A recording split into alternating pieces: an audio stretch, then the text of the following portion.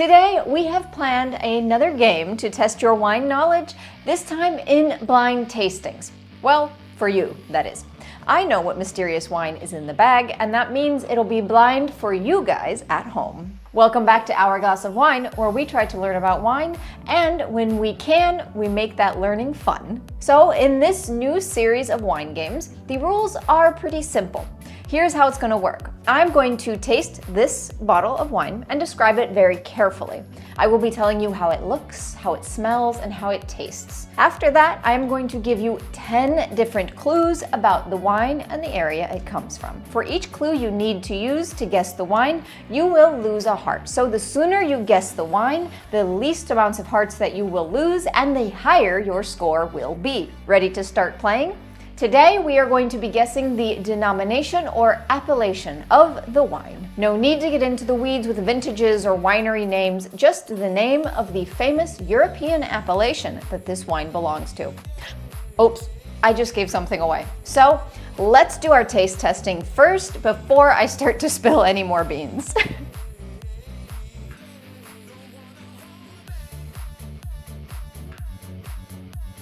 The color here is a beautiful ruby red. In the glass, I don't find it viscous or thick like a liqueur, but the legs do tell me that there is quite a bit of alcohol going on. The bouquet is intense, and the waft of alcohol confirms that I am dealing with a higher percentage wine here. Overall, it is fairly complex and deep with notes of jammy fruits like cherries, raspberries, and blackberries. There is also an underlying spiciness as well, like cloves and pepper. On the tail, I sense a hint of herbaceousness, like aromatic herbs, and there is a super slight gamey or meaty hint that really rounds everything out. And on the palate, I feel a full, round mouthfeel. I can feel the heat of the alcohol content as well. Delicious, I feel fine, sandy tannins that dissipate quite quickly without feeling too rough. There's a nice acidity that balances out the softness of the wine overall. Our flavors match the nose, with mostly red fruits like cherries, raspberries, and red currants dominating the mix. On the palate, that herbaceous note that we felt earlier becomes even more evident, and I can taste rosemary, sage, and thyme. There is a balsamic, eucalyptic, medicinal characteristic as well that mixes in with especially the cherries. It has a long finish and is very intense. Overall, I find it to be a well-balanced, well-made, and a high-class wine. All right, now that you have a broad idea of how this wine tastes, smells, and looks, we can start the game. Remember, I'm going to be giving you 10 clues. For each clue that you need to guess the wine, you will be using a life point. So the sooner you guess the wine, the more points you end up with. Let's get started with clue number 1. The price tag of this bottle is 30 euros bought at the winery.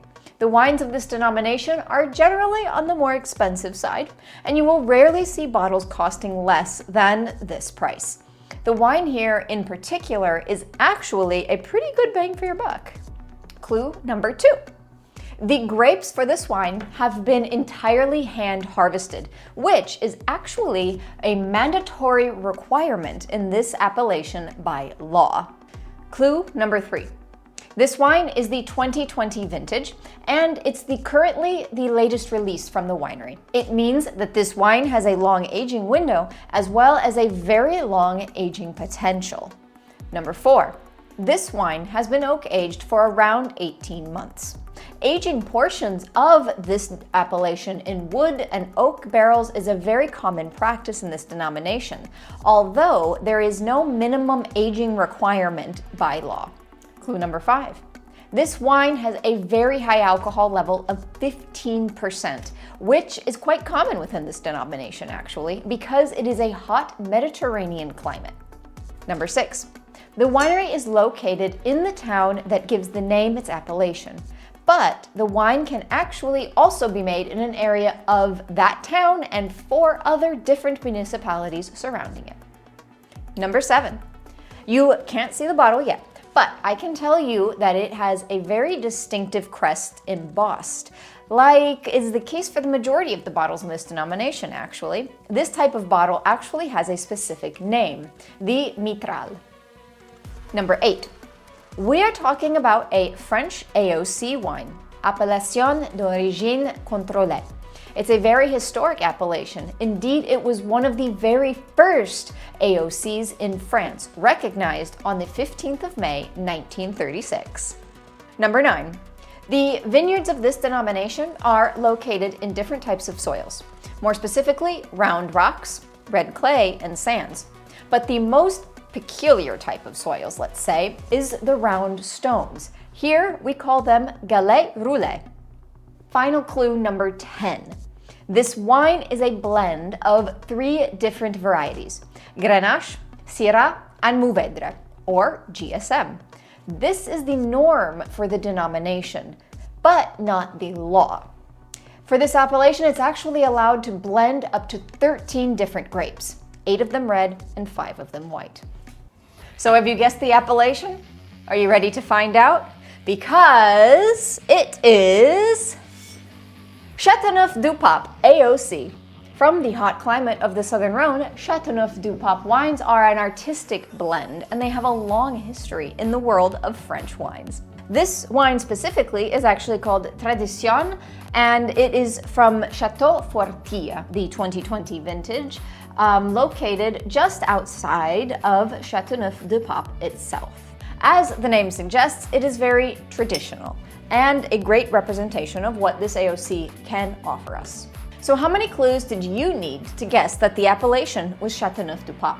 Let us know in the comments below how you did in this blind tasting. Thank you for playing along with us today. If you had fun, please leave a like below and subscribe for more fun wine education content.